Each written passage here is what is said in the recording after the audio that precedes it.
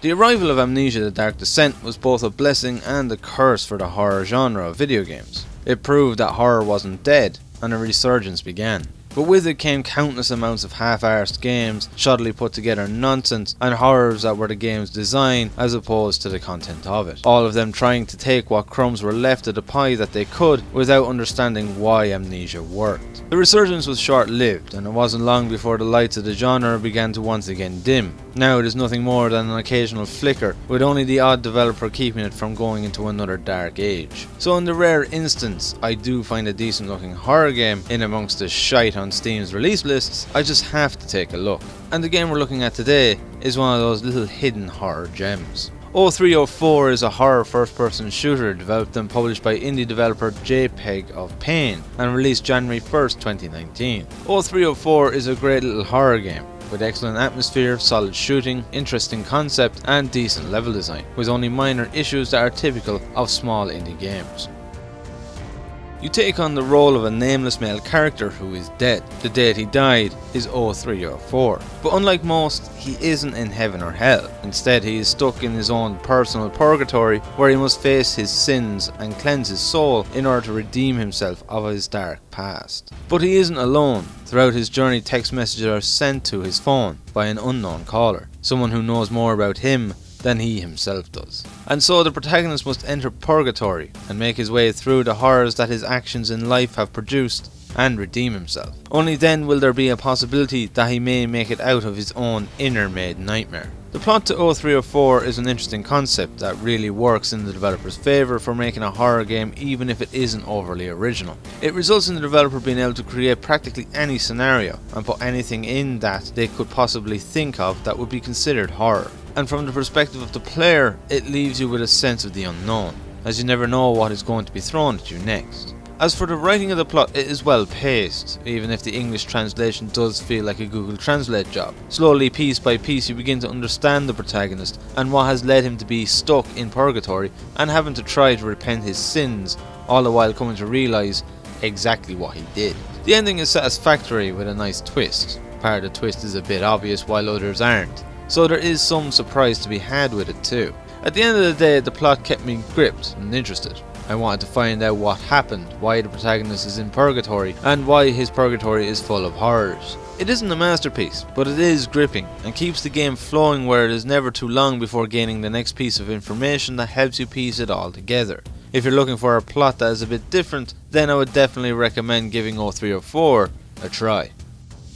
In 0304 there are 3 modes of play available: story mode, hardcore mode and arena mode. The story mode is, as the name suggests, the main game, where you play through the plot. Hardcore mode is essentially story mode, but there is no saving and all guns are removed, leaving you with only a knife to defend yourself with. Arena mode is a survival mode where you must hold out as long as you can in a small arena, gaining as many points as possible. We'll start with the story mode. As previously mentioned when discussing the plot, the objective of the story mode is to make your way through purgatory to redeem yourself of your sins during life. There being 3 sins in total, resulting in the game being divided into 3 chapters, or acts. For the first 2 acts you start off outside of a bunker that you need to enter and navigate through in order to enter your actual sin. Each sin has its own environments and level design in association with what part of life the protagonist is attempting to repent for. The first is situated in the protagonist's childhood school, the second in an apartment complex, and the third an underground railway. Each of the chapters is distinctive and offers up new environments, resulting in the level design never feeling repetitive. The first act is a great introduction, offering a nice balance of combat with horror, along with just the right amount of ammunition where you never have too much, which in turn adds to the tension and horror of the chapter. Throughout the whole first chapter I was constantly on edge. I was forever checking my ammo count and hoping I found another box of ammo, knowing full well I only had enough rounds for 1 or 2 more enemies. It was a really intense first act. The second act ramps up the overall combat, giving you more ammunition but also much more claustrophobic environments, leaving you less room to maneuver when shooting and plenty of corners for enemies to hide. You can hear them but you can't always see them, and it results in you peering around each and every corner with utmost care whenever you know they are around. It is also this act that really ramps up the horror and shows its Silent Hill influences, where the environment suddenly changes to present the darkness of the protagonist's soul and sin. And it is a change that comes out of nowhere and immediately acts as a wake-up call, heightening your senses as you hear monsters' agonized screams coming from all around the place. It really is some great horror design. The third act is different again, working more as a climactic plot conclusion over horror and combat. There is still enough combat and horror, but they take more of a backseat here in comparison to the second act, leaving the main spotlight for the ending. But it is well designed, being shorter than the others, not leaving you long before the end. Three acts are very different in playstyle, design and horror. The first is more about survival horror with limited ammunition, the second an outright horror shooter, and the third the climactic storyteller. It results in the game, despite only being an hour and a half to 2 hours long, never getting repetitive, and it really is an intense experience from start to finish. If there was one problem to point out with the level design, it is that there is a typical unfair enemy placement that you tend to find in indie horror games. Very often, particularly in the first act, monsters just have unexpected spawn triggers, where you could just walk down to a dead end and suddenly a creature comes from behind you. There aren't a whole lot of these instances, but they are a minor annoyance where it is near impossible to kill it without taking some damage. Throughout your journey there are 3 enemy types you will need to face off against, each one somehow symbolising the character's sins in some way, and each with their own unique characteristics and intimidating appearances. The first is a great introduction enemy, simple enough in design and easy to kill, but unpredictable due to the various movement stances. Some simply run at you, while others rapidly crawl along the floor on all fours like a dog to the neighbourhood postman. You never know exactly where you're going to find them or what way they're going to attack you. The attacks work really well, and the agonising screams and shouting the creatures make is simply horrifying, making them, despite being the easiest enemies, always unnerving. The second enemy is by far the scariest in appearance, showing its inspiration from the Suffering, with its blades for legs and feet and knives stuck in its back. The snarl and hissing when it first spots you and the heavy thumping of its metal limbs make for a really unnerving encounter that never gets old. The only downfall to this enemy is that when it dies, its death animation glitches out, where its limbs become stretched. Other times the metal thumping of its movement doesn't always play, but other than that it is great horror design. The third enemy is the weakest design, acting as a slow moving juggernaut with unusually long arms and a face that looks like a deformed exile of the Cthulhu mythos. It is intimidating when you first encounter it, but its slow movement allows you to easily kill it before it even reaches you. And it isn't that much more durable than the others, making it easy to down with 2 well placed shotgun blasts. The enemy types work extremely well with the game and add a huge amount of tension and general sense of horror to it. Sure, the third enemy isn't great, but the other 2, between their movement, attacks, sounds and general physical design, more than make up for it. In the story mode there are a total of 3 weapons: the knife which you start the game with, a pistol and a double-barreled shotgun. The melee combat is clunky, with the hit detection being a bit random, as is the reach of the knife, but never have I found myself in a situation where I needed to use it unless playing in hardcore mode, of course. But it does the job it is intended to, and allows you to sneak up on enemies with their backs to you and backstab them. The pistol is really satisfactory to use, with the fast rate of fire, low recoil and decent ammo clip size. Despite its size, it packs a real punch, with each shot feeling impacting, but it is the double-barreled shotgun that is the real treat. The sound it makes when it fires, and the reloading of the shells into the barrel and the click as the chamber connects back up, makes for one of the most satisfying double-barreled shotguns ever in a game. It just makes you feel like an absolute inner demon ass kicker, and the balance between destructive power and the reload time is brilliantly done, where it doesn't become overpowering to use. The arena mode, which I will go into shortly, has an additional weapon, which is an Uzi that acts like the crowd controller. Like the other weapons, it is a really satisfying weapon to use, with its large clip and near uncontrollable recoil when firing a constant stream of bullets. Unleashing this beast into a crowd of 4 or 5 weaker enemies that are about to pounce you never gets old. The actual combat of 0304 itself is rock solid. Much like Call of Cthulhu Dark Corners of the Earth, there is no crosshair, and you take aim down the gun's sights. While this is something that doesn't suit everyone, from a horror standpoint, it works as brilliantly here as it did in Dark Corners of the Earth. It adds to the intensity of the combat, as you're aiming yourself as opposed to having a cross or dot on the screen doing it for you. It adds a sense of realism to the game that would otherwise be missing if a crosshair was present.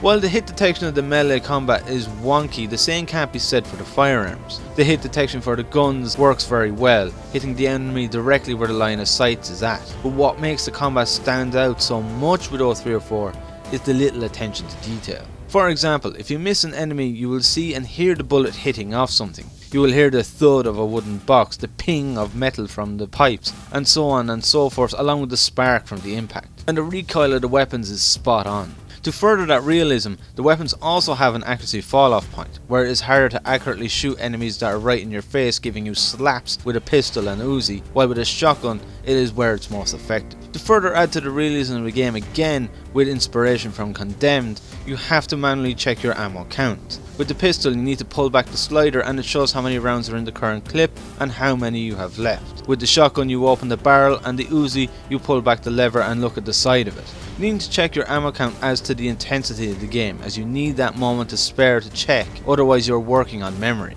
It adds to the horror and works brilliantly. Now I know what you're thinking. Why the fuck are you getting so excited about realistic ballistics? It's been done 1,000 times before in other games.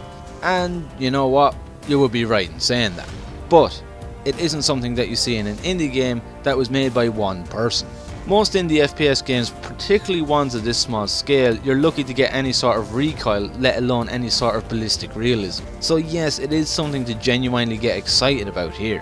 If there was something to complain about when it comes to the guns, it would be the randomness of the damage they deal with enemies. There are times the pistol could take 2 shots and others where it could take 4. The same with the shotgun. Sometimes one of the juggernaut fish faces could go down with 1 shot and others it takes 2. There doesn't appear to be any consistency with it. It isn't a big problem as there is enough ammunition going around that it doesn't cause any difficulties, but nevertheless an obvious issue. Overall, the combat to 0304 is great. It is impactful, it is intense, and it feels incredibly satisfying. Indeed, the melee combat is clunky and doesn't work very well, and the damage of the guns are a bit random, but the rest of the combat more than makes up for it. As a whole, the story mode of 0304 is great, with a wonderful balance between horror, combat, level design and plot progression, all which brilliantly merge together to bring a captivating experience. Sure, it doesn't have the production quality that you typically expect of a game with FPS gameplay, but it does an incredible job at bringing the highest possible quality that a solely developed game can bring.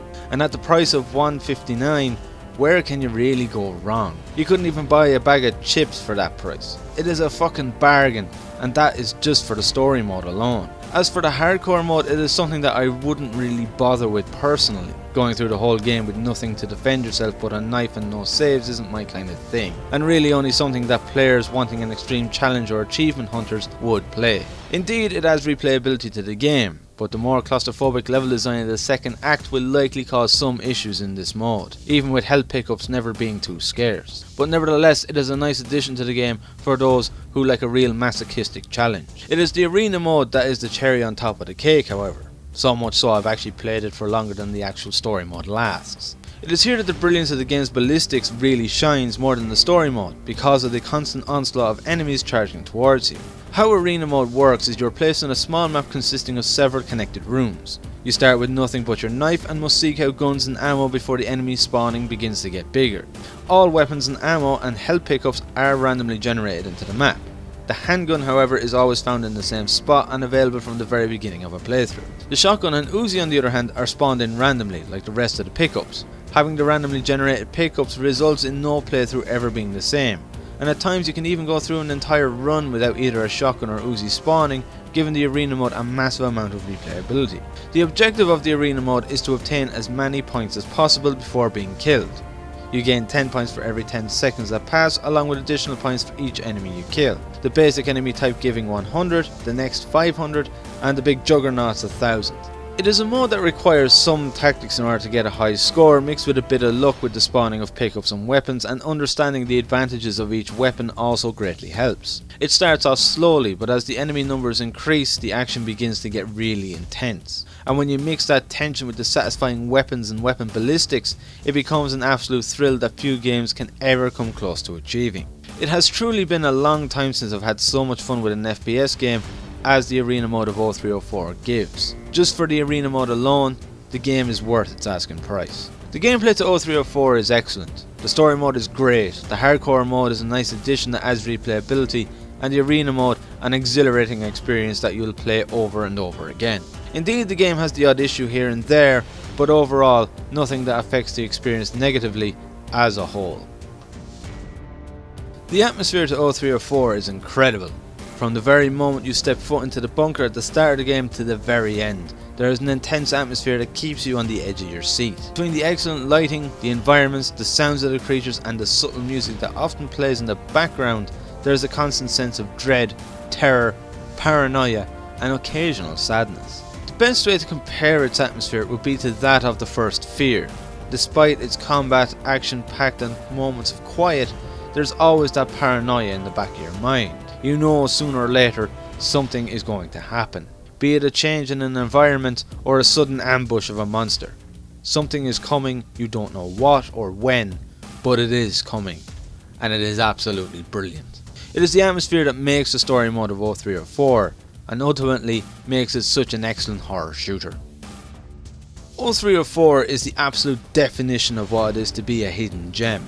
A great game that barely a soul in the world knows about. It isn't perfect, and it does heavily draw on inspiration of other games such as Condemned, Cry of Fear and Silent Hill, but it is nevertheless an exhilarating experience with an identity that separates it from that of which it inspires. It is a great horror game and an equally so first-person shooter with a plot that is interesting and well paced, and an atmosphere that does the scaring as opposed to depending on cheap jump scares. And the additional game modes are an icing on the cake that adds plenty more hours of fun to the game. If I was to describe the game in one sentence, it would be that 0304 is one of the best horror shooters you've probably never heard of. And with that, I'll give 0304 an 8 out of 10. It is games like 0304 that are the reason I keep going back over the long lists of Steam releases. It's like digging for treasure. Most of the time I find nothing too relevant, or at the very least something that is decent or alright at best. But when I do find a little gem stuck in the middle of the endless supply of rubbish, it brings a rare sense of excitement to me. Why? Because I know I've found something special that very few have ever known about, and that I can then share it with the world. Just like I have with 0304.